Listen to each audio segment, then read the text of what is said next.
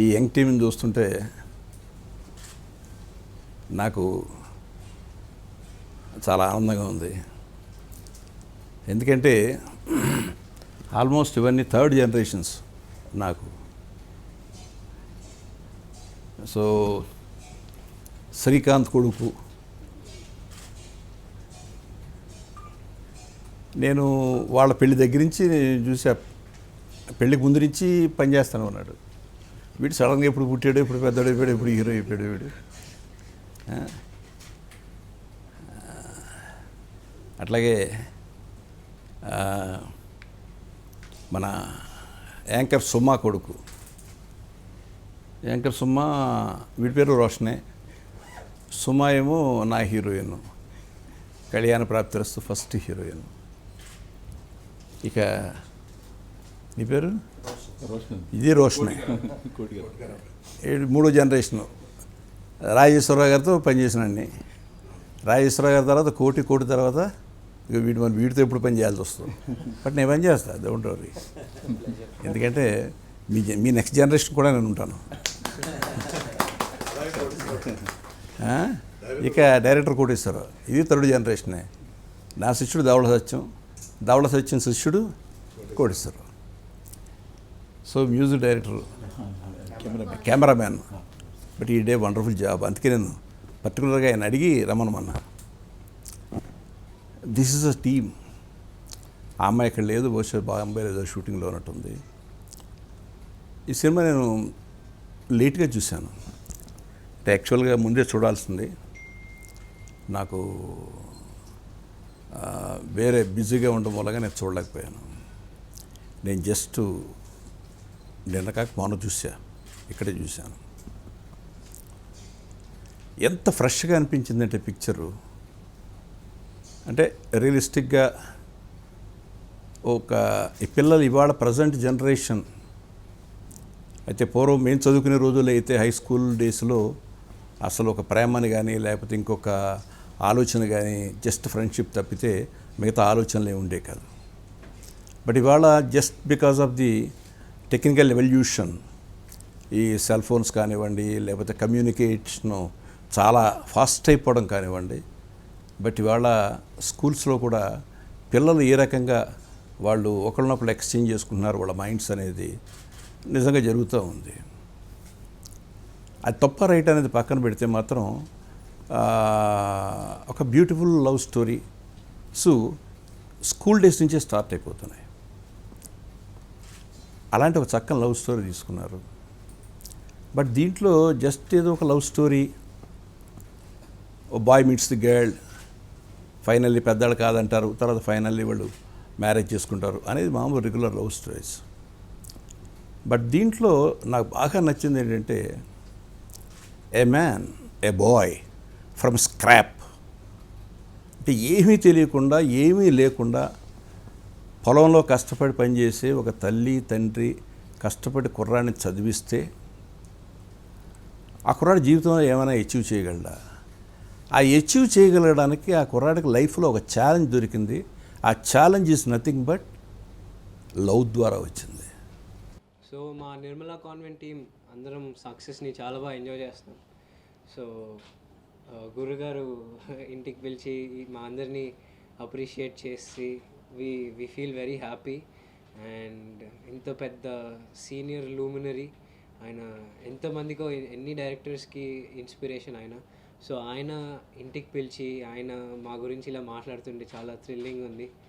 And ఆయన టీవీలో చూడడం తప్ప నేను రియల్గా ఎప్పుడే చూస్తున్నాను. And we are very very lucky అనమాట, ఇంత పెద్ద ఆయన మా గురించి ఇలా మాట్లాడుతున్నారండి. So that's it. Thank you అండి, thank you very much.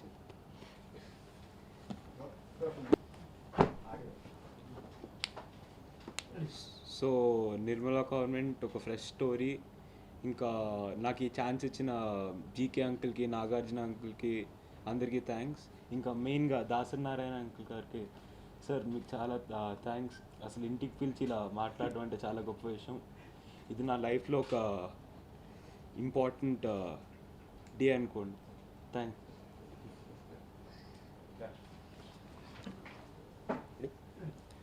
Hello అండి, ఈరోజు the legendary director Dasari Narayana Rao garu పక్కన ఇలా కూర్చొని మాట్లాడడమే నాకు అసలు ఇంకా ఇట్స్ లైక్ మై డ్రీమ్.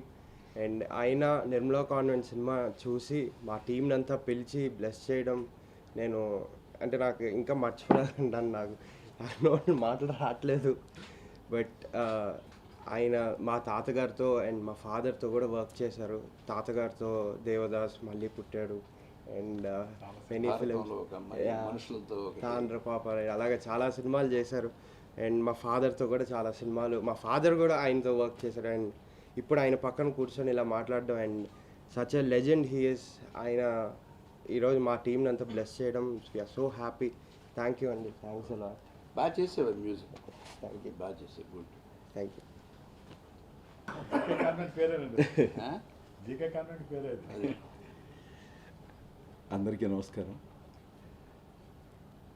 దర్శకులు అనేటువంటి పదానికి స్టార్ ఇమేజ్ తీసుకొచ్చినటువంటి దర్శకరత్న గిన్నీస్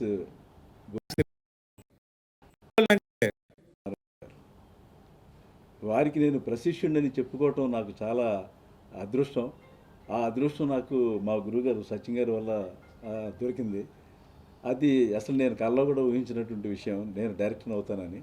నేను రైటర్ అవుదామని ఇండస్ట్రీకి వచ్చాను. అది ఆ విషయం మీ అందరికీ తెలుసు. నేను చెప్పాను ఒకసారి మన ఆడియో రిలీజ్ కార్యక్రమంలో. నన్ను డైరెక్షన్ డిపార్ట్మెంట్లోకి రమ్మని సచిన్ గారు అలాగే బన్నీ గారు మల్లిక్ గారు ఇద్దరు ఎంకరేజ్ చేసి నన్ను డైరెక్షన్ డిపార్ట్మెంట్లోకి తీసుకొచ్చారు. ఆ విధంగా నేను ఈ సినిమా చేసేటువంటి అవకాశం నాకు కలిగింది. నాకు ఈ అవకాశం ఇచ్చినటువంటి మా నిర్మాతలు అక్కినేని నాగార్జున గారికి, నిమ్మగడ్డ ప్రసాద్ గారికి నేను ఎల్లప్పుడూ రుణపడి ఉంటాను. అలాగే ఈ సినిమాని గురించి ఇది చాలామంది చెప్తుంటారు డిఫరెంట్ ఫిల్మ్ చేస్తున్నాం, డిఫరెంట్ ఫిల్మ్ తీస్తున్నాం అని. కానీ ఇది నిజంగా డిఫరెంట్ ఫిల్మే. ఇందులో ఇద్దరు హీరోలని నేను ఆ రోజునే చెప్పాను, ఈ రోజు కూడా మళ్ళీ చెప్తున్నాను. మన రోషన్ ఒక క్యారెక్టర్ అయితే నాగార్జున గారిది మరో క్యారెక్టర్. అయితే ఒక హీరోయిన్ తర్వాత 4 ఫైట్లు 6 డ్యాన్సులు ఉంటేనే హీరో అంటే నేను చెప్పలేను. కానీ సెకండ్ హాఫ్ కథ అంతా కూడా మొత్తం మన నాగార్జున గారి మీద పెడుతుంది. అందువల్ల ఏంటంటే డెఫినెట్లీ ఆ హీరో అనేటువంటి పదానికి మనం చూసుకుంటే ఆయన డెఫినెట్గా ఇది మల్టీ స్టారర్ మూవీ. ఒక న్యూ హీరో అయితే ఒక స్టార్ హీరోతో పనిచేసేటువంటి అవకాశం, అదృష్టాన్ని నాకు కలిగించినటువంటి నా నిర్మాతలకి అలాగే మీడియా వారికి ముఖ్యంగా మీరు చాలా ఎంకరేజ్ చేశారు. అలాగే ఈ సినిమాని మీరు జనంలోకి చాలా బాగా తీసుకెళ్లారు. ఇప్పుడు సెకండ్ వీక్ రన్ అవుతుంది సక్సెస్ఫుల్గా. నాకు రాత్రి do you believe are not, నేను 10:30కి నేను కాస్త రాత్రి వెళ్ళి పడుకుంటే ఫోన్ రింగ్ అయింది. చూస్తే గబగబా ఎవరా ఇప్పుడు చేస్తున్నారని చెప్పేసి మేరకు చూస్తే నాకు కాకినాడ నుంచి రిపోర్ట్. కాకినాడ ఫస్ట్ షోకి మొత్తం అంతా ఫుల్ అయిపోయింది. 95% దాదాపు 10% అని చెప్పేసి అక్కడి నుంచి మెసేజ్ ఇస్తే నాకు చాలా హ్యాపీ అనిపించింది. అంటే నేను ఇది నైట్ మిమ్మల్ని డిస్టర్బ్ చేస్తున్నాను, అయినా కూడా నేను షేర్ చేసుకోవాలని చేస్తున్నాను అని చెప్పేసి మా రిలేటివ్ ఒక అతను చెప్పాడు. సో ఈ విధంగా ఈ మల్టీప్లెక్స్లో మేము ఒకసారి టూర్ ప్రోగ్రాము మా డైరెక్షన్ డిపార్ట్మెంట్ అంతా పిక్చర్ రిలీజ్ అయిన తర్వాత వెళ్ళాం. గుంటూరు, విజయవాడ, ఈస్ట్ గోదావరి, వెస్ట్ గోదావరి, అలాగే వైజాగ్, ఇవన్నీ కూడా ఎక్కడైతే మల్టీప్లెక్స్లు ఉన్నాయో, ఎక్కడైతే ఏ క్లాస్ థియేటర్స్ ఉన్నాయో, ఏబీ సెంటర్స్ అన్నీ కూడా చాలా బాగా కలెక్షన్స్ ఉన్నాయి. మీ